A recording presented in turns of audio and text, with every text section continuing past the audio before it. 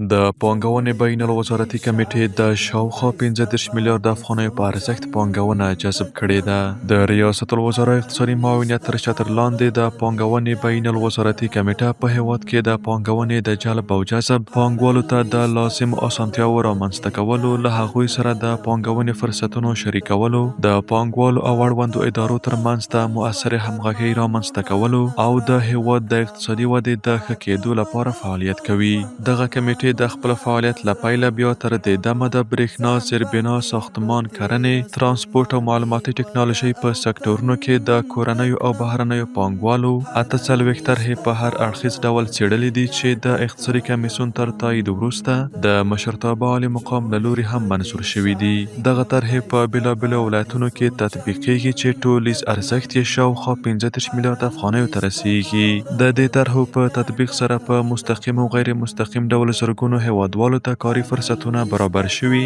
او همداراز د کورنیو ساختماني توکو بازار ورسره غوړېدلی دی. کورني او بهرني پانګوال کولی شي په افغانستان کې د پانګونې له موجودو فرصتونو څخه استفاده وکړي او خپلې طرحې د ریاست الوزرا اقتصادي معاونیت تر چتر لاندې د پانګونې بین الوزارتي کمیټې ته وړاندې کړي.